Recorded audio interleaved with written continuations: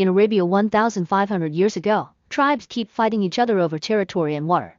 Desperate to take control of the region, Emperor Kisra of the Sassanid Empire demands all tribal kings turn over their daughters as concubines. Those who refuse will be hunted. Under the burning sun, Han Sala watches a group of riders run in the distance. Then he finds a very weak King Numan lying on the ground. After Han Sala gives him some water, Numan gives him his gold blade and promises to pay him with lots of gold, which he keeps in a cave. Han Sala decides to investigate the cave and is suddenly attacked by a foursome with a rock. He easily overpowers and brings them down, only to discover it's Numan's daughter Princess Hind, who slaps him. When she's about to attack again, Numan stops her. Realizing that they're escaping from dangerous Sassanid mercenaries, Han Sala tries to leave. However, Numan shows him some of his hidden gold and promises to get it to him if Han Sala takes them to the Shaibani settlement. After some hesitation, Han Sala agrees. The trio leaves together and soon the mercenaries see them, so a chase ensues. Since the enemy is getting too close, Han Sala tells the others to dismount and head toward the dunes. The mercenaries are on horseback, so this slows them down quite a lot and the heroes manage to gain some distance. When they see the Shaibani territory, Han Sala puts Hind alone on a horse and slaps it to make it run as fast as possible. As soon as she enters the settlement, a group of men surrounds her and captures her. Soon Numan also arrives, but he's also caught. When Han Sala is about to cross the border, he clarifies he comes in peace, yet the men capture him too and make him drop the blade. Asif insults them as he complains that they brought mercenaries to their home. Chief Hani wants to meet them properly, but he's interrupted by mercenary commander Jalabzi. He wants to take Hind to the emperor, but Hani says that Hind and Numan are now his guests. An irritated Jalabzin explains that Numan isn't king anymore because his land was taken by the emperor, so Hind and Numan are their subjects to do as he wishes. When a man in the crowd insults him, Jalabzin pushes through and grabs Hind to drag her away. Suddenly he kicks her down, so Hind throws sand at his face and Jalabzin responds by hitting her. The crowd gets angry and surrounds Jalabzin, who threatens Hind with his blade. Hani tells him that the kings of the desert will never hand over their daughters and kicks him out. Since he's surrounded and the mercenaries aren't coming to help, Jalabzin lets go of Hind and leaves. While the local women try to help Hind, Hani scolds Han Sala because this isn't the first time he enters the settlement without permission. Numan explains he helped them, so Hani decides that the payment is letting him live and kicks him out. Later Hind keeps hissing at the helping women until they leave her alone. She hides behind a wall to spy on a meeting that Hani is having with his council. They're worried that having Numan and Hind here will make them enemies of the emperor and want them to leave, but Hani refuses to kick them out. Outside the village, a shepherd is startled by something falling among his animals. It turns out to be a human heart. One by one, the mercenaries are killing all the workers without mercy. They also hang a sheep. Then Jalabzin tells the shepherd boy that he needs him to deliver a message and proceeds to burn his neck. That night, the workers' home is set on fire. The people from Shaibani rush to put out the flames and most of the animals are saved, but Hani suspects this wasn't an accident. In town, Hind hears everyone blaming her presence for what happened, calling her a curse. A healer is taking care of all the injured workers and has a vision of the mercenaries' atrocities. Feeling judged by the healer's looks, Hind makes a decision. The next morning, Hind abandons the settlement on the horse. A mercenary sees her from afar and immediately summons a curse. When the horse runs up a dune, it suddenly trips and throws Hind off. They both end up rolling down the dune until they land near a tree where Han Sala is resting. He recognizes his horse and tells her to leave it, since her father didn't pay him in the end. When she's about to slap him, he blocks her hand. At that moment a dagger lands on the tree and they turn around to discover the mercenaries surrounding them. Han Sala grabs Hind and agrees to hand her over for 40 pieces of gold. A man approaches him with the gold, but Han Sala notices more mercenaries in the opposite direction and realizes they won't let him leave alive. He throws the dagger at the guy to kill him, then he makes Hind run to the horse. Unfortunately, a mercenary throws bolas at her ankles to make her fall. When a man with a spear tries to attack, Han Sala pulls the spear to throw him off the horse and stabs him with his own weapon. Then he throws the spear at the mercenary, dragging Hind away, but he misses. The stabbed guy tries to attack him with a sword, however Han Sala disarms him again and kills him. He throws the sword as well and this time he does stab the kidnapper, instantly killing him too. The rest of the mercenaries start riding toward them and shoot arrows, which Han Sala dodges. He throws rocks in return and smashes a man's face. Then he tackles a man off his horse and breaks his neck using his own scarf. Meanwhile Hind uses the sword to cut the ropes off and runs toward the horse, only to be knocked down by another enemy. He crawls on top of her before she can retrieve the sword, but Hind finds a bone and stabs him in the neck. Han Sala climbs on top of some rocks while Hind finally gets on the horse, dodging an incoming mercenary. Once she's close enough, Han Sala jumps to join her. A chase ensues through the desert and Han Sala punches a man who gets too close to them to throw him off, so now he can steal the horse. Han Sala also throws a knife to kill another mercenary in one swift move. After riding for a few minutes, the duo finds themselves surrounded by Shaibani riders. They throw Han Sala off his horse and capture him with a net. Samir and Hani remind the mercenaries that this is Shaibani land, so Jalabzin promises that their tribe will pay before he leaves with his men. That night the Shaibani have a meeting to discuss the issue. Asif is curious and says they must hand Hind over to the emperor, so Shamir thinks he has no honor. Everyone yells at each other until Hani announces that Hansala will be executed tomorrow, blaming it all on him. Meanwhile Hansala is locked up with the chickens. Hind brings him some water and wonders why he didn't take a deal. Hansala explains that the commander is his enemy too, and Hind notices a nasty scar on his neck. Then she cuts off a leather strap from his wrist, but instead of thanking her he asks for the gold her father owes him. After they exchange some banter, Hansala leaves the cage. When he climbs over a wall to escape and she goes back to her room, they're both seen by the healer. However, a young man in the shadows only sees Hind. In the meeting, the argument continues. Asif thinks the emperor will kill them all and that Hani is betraying his people. When Asif pulls out a dagger, Samir gets ready to fight, but Hani quickly disarms Asif and pushes him against the wall, threatening to banish him if he challenges him again. Hani then announces that Numan and Hind will stay as long as he's the leader. After listening to the whole meeting from behind a wall, Numan brings Hind some fruit. He tells her that Hani will protect her, but Hind says her father is all she needs. Early in the morning, Hansala leaves the settlement on a horse. At the same time, Asif and his men burst into Hind's room, thinking that she's hiding Hansala because the young man told them what he saw. They're interrupted by the healer, who tells them that she was with Hind all night so she couldn't have done it. Asif doesn't believe her and orders his men to keep looking. When Hind tries to leave, she discovers that the doors are locked, and Hani explains that it's for her own protection. Hind says her father protects her, but Hani informs her that Numan is gone. In the capital of the Sassanid Empire, Kisra and other nobles watch Jalabzin fight in the arena. There are several opponents, but Jalabzin still defeats them all, although he's quite injured by the end.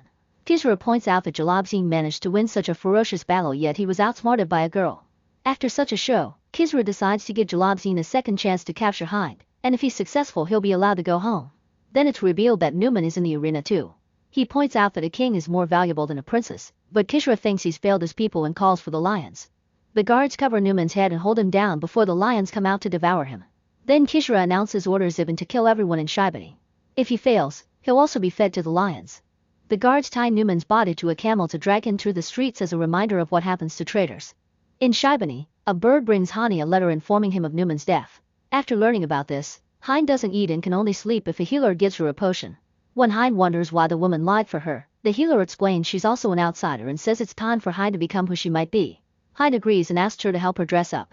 Afterward, Hind tells Hani that she must go home to help her people.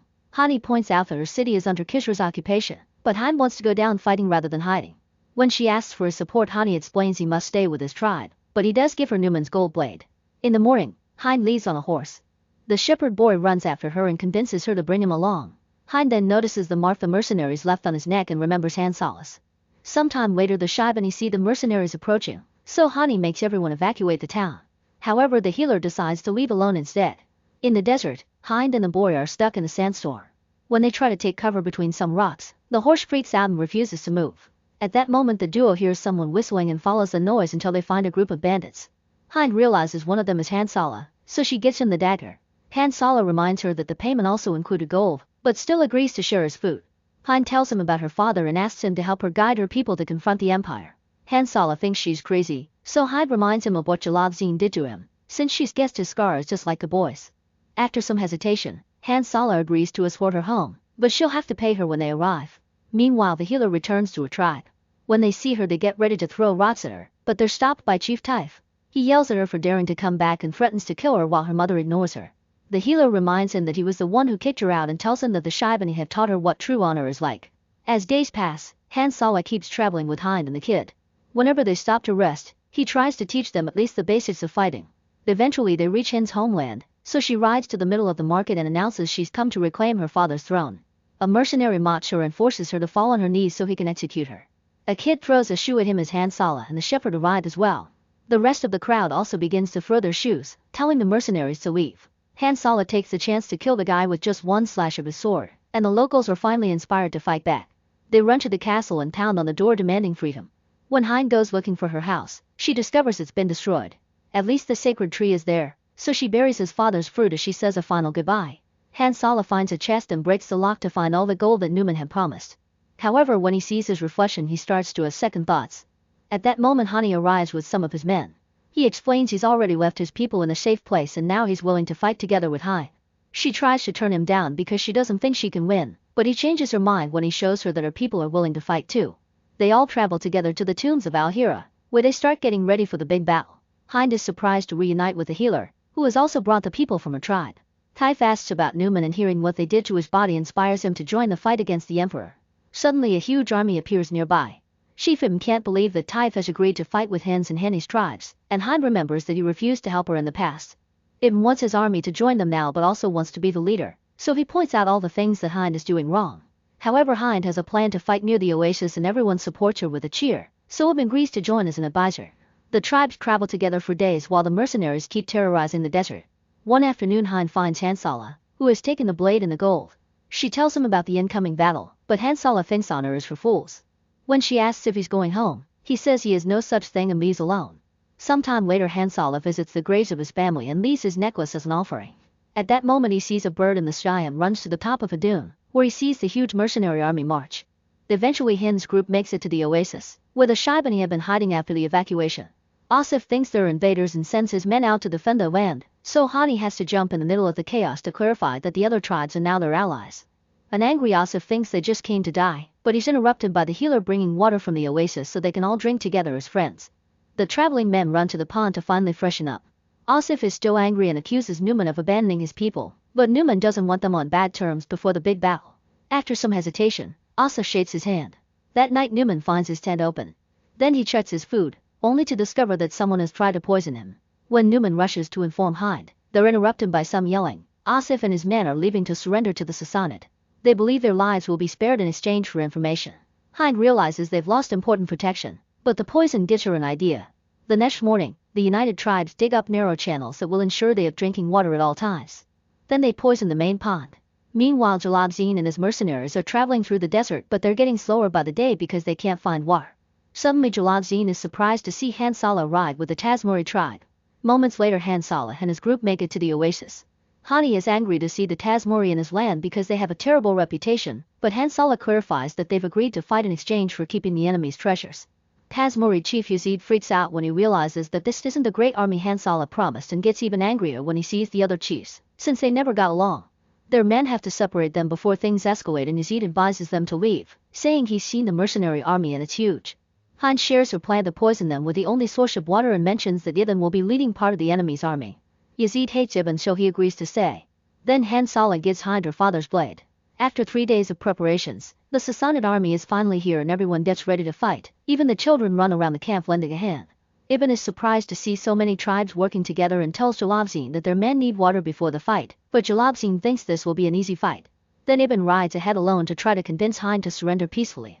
The group ties their headbands as a sign of defiance and the healer shoots an arrow, so Ibn has to leave while everyone makes a rude gesture at him. Jalabzin sends out a small group of warriors, still thinking this will be an easy fight. However, the united tribes have hidden catapults and begin bombarding them with animal flesh and organs. The soldiers don't see the issue and keep advancing just as planned. The shepherd and his friends open some cages to release carnivorous beasts that immediately follow the smell of blood to attack the soldiers. In just a few minutes, the soldiers are devoured and even their horses become food. Afterward Hani guides the tribes to finally start the battle. The mercenaries bring down a few men with arrows, but this isn't enough to stop them. The armies clash in the middle and soon people are dropping dead all over the place in what can only be called a massacre. When Jalabzin uses a device to send orders to outflank, Yazid and his men come out of hiding to cover that flank. Unfortunately Jalabzin has even more soldiers waiting and guides them himself into battle. The tribes grab their shields and try to protect the line, but the horses easily break through it. This is the signal for Typh's tribe to also join the battle and they manage to keep things fair until the mercenaries start firing dozens of arrows. Hind gets ready to join with her small army of women, however they've lost enough men and the chiefs decide it's time to retreat. As the mercenaries form a sturdy line, Jalabzin captures Hani and asks Hind to surrender. Hind considers doing it, but Hani reminds her he's chosen this and Jalabzin slashes his throat. Afterward the mercenaries bring out their elephants, which they ride on enormous contraptions. The tribes rush to get on their camels and blindfold their eyes so the camels won't be scared. Before the mercenaries can shoot their arrows the tribes do it first, killing a few riders before slashing the elephants' legs. Unfortunately there are too many of them and some tribesmen are stomped on by the elephants' huge feet. Once again the tribes have to retreat, but first they uncover the spike pits to trap a few more enemies on their way out. Jalabzin sees this as a sign of their victory and orders his men to seize the camp. The mercenaries run to the oasis and are excited to find water, so they immediately start drinking. However soon they start feeling sick or dropping dead. This was the plan all along, to decrease their numbers in battle to weaken their defenses and give them a fake sense of security, then finish them with poison. When a mercenary catches on, he tries to warn his friends, but Yazid silences him with an arrow to the neck. In fact, every man who has survived the poison is brought down by arrows. Soon Jalabzin realizes he's alone and Hansala takes the chance to confront him one-on-one. Hansala uses a chain as a weapon, but Jalabzin overpowers him and starts choking him with it. A quick kick manages to bring Jalabzin down and Hansala recovers the chain so he can do the choking instead. Unfortunately, Jalabzin finds a spear piece on the sand and uses it to slash Hansala's body. Then he sits on him and gets ready to kill him, but he freezes when he sees the mark on Hansala's neck. Jalabzin steps back in shock, leaving an opening for Hind to ride past him and slash him to death. The commander whispers home before collapsing. Afterward, the tribes get ready to return to their respective lands. Hansala saves some of the sand from the battlefield and lets Hind have his horse. He then leaves on a camel and the shepherd boy follows him. Sometime later, Emperor Kisra is poisoned as well, and rumors say it was one of the many concubines he kidnapped.